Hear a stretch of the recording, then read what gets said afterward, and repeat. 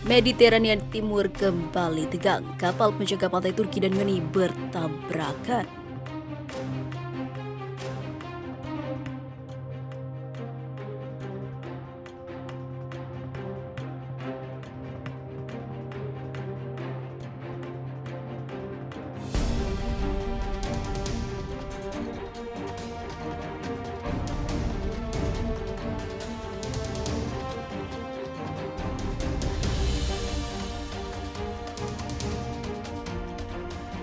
Laut Mediterania Timur kembali menegang pasca insiden tabrakan antar kapal penjaga pantai Turki dan juga Yunani yang terjadi pada Rabu 6 Januari 2021 dini hari. Dilansir dari Euronews, kedua kapal patroli tersebut bertemu di Laut Aegea dekat Pulau Imia atau Kardak dalam bahasa Turki. Kedua pihak melaporkan tidak ada cedera yang dialami para awaknya tersebut. Kedua negara yang memang sedang berselisih ini memberikan pernyataan yang berseberangan. Yunani mengatakan kapal mereka telah diganggu oleh kapal Turki sehingga mengakibatkan kerusakan ringan. Sebaliknya, Turki menuduh dua kapal Yunani telah melanggar wilayah perairan mereka. Melalui upaya dari pencegahan yang dilakukan oleh 4 kapal penjaga pantai Turki, 2 kapal Yunani yang melanggar wilayah perairan telah disingkirkan, kata Turki dalam pernyataannya pada Kamis 7 Januari 2021 seperti dikutip dari Euronews. Yunani menggambarkan tabrakan tersebut sebagai gangguan dan mengatakan kapal mereka melakukan tugas di wilayah laut yang lebih luas. Perselisihan antara Turki dan Yunani terkait sengketa wilayah laut Mediterania Timur telah berlangsung selama beberapa dekade dan masih belum menemui titik tengahnya. Dua negara sama-sama bergabung dalam NATO. Ini memperebutkan hak kedaulatan di Laut Aegea serta jarak pasti zona ekonomi eksklusif di Mediterania Timur. Beberapa bulan terakhir perselisihan dua negara kian memuncak setelah kapal fregat Yunani bertabrakan dengan fregat Turki pada Agustus 2020 lalu.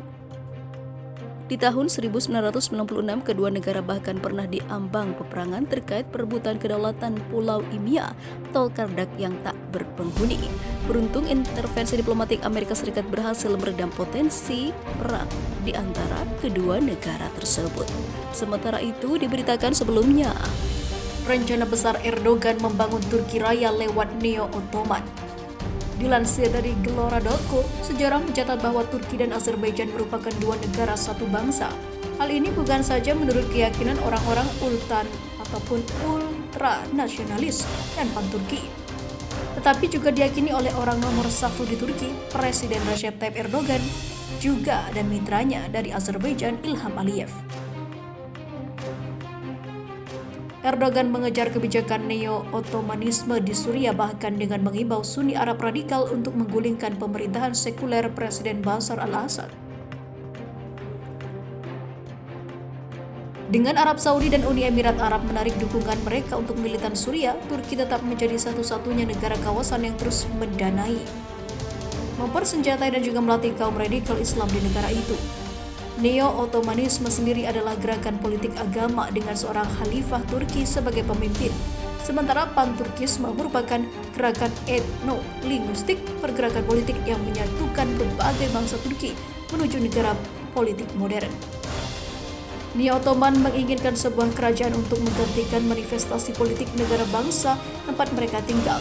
Dengan sinkretisme, Pan-Turkisme, dan Neo-Ottomanisme, Erdogan mengejar perluasan pengaruh Turki dan bahkan mungkin memperluas perbatasan Turki seperti dikutip dari GCT.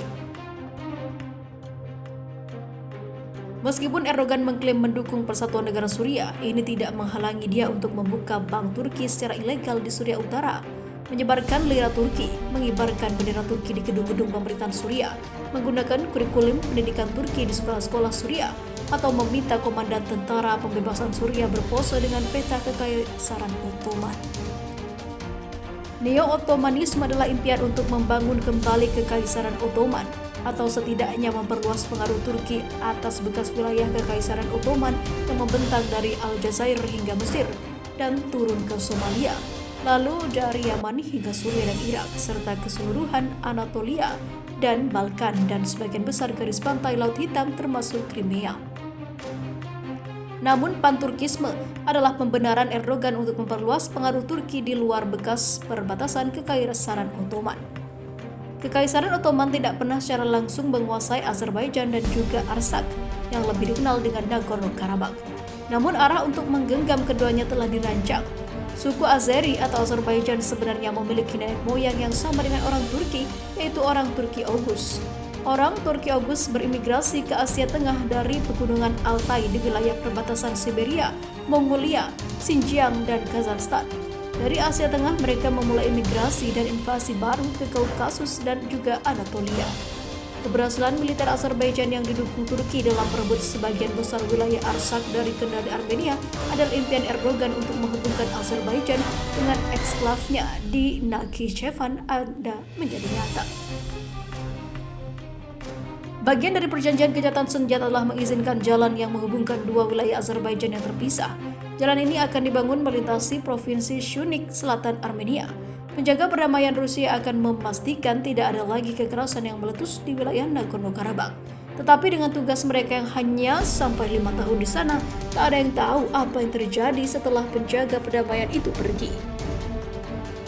Dengan kondisi saat ini yang tidak memperhitungkan perkembangan potensial di masa depan, begitu pasukan penjaga perdamaian Rusia selesai bertugas, kemungkinan akan kembali terjadi konflik karena Turki dan Azerbaijan telah bersumpah untuk mengendalikan semua wilayah Arsak. Turki di bawah Erdogan juga menggaungkan satu bangsa, tiga negara yang terdiri dari Turki, Azerbaijan, dan Turki Siprus Utara. Selama pasukan penjaga perdamaian Rusia tetap berada di Arsak, sinkretisme Erdogan terhadap neo-Ottomanisme dan Panturkisme telah menjadi penghalang di Kaukasus. Meskipun pada akhirnya menjadi pembukaan jalan ke eksklav Nachikvean yang dipatroli Rusia, yang terjepit di antara Armenia, Iran. Sementara itu diberitakan sebelumnya, luar biasa, Erdogan bantu 156 negara selama pandemi. Turki diklaim sebagai negara paling dermawan. Selama pandemi COVID-19, Turki telah banyak membantu negara-negara yang membutuhkan.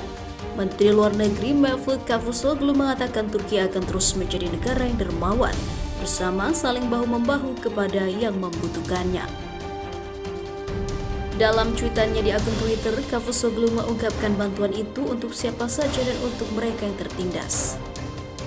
Sebagai negara paling dermawan di dunia, kami terus memberikan bantuan kami kepada orang-orang yang membutuhkan selama wabah dan kepada mereka yang tertindas, kata Cavusoglu seperti dikutip dari Anadolu Agency pada Senin 21 Desember kemarin. Dalam tweetnya yang menandai 20 Desember sebagai Hari Solidaritas Kemanusiaan Internasional, Cavusoglu membagikan cuplikan video upaya bantuan Turki.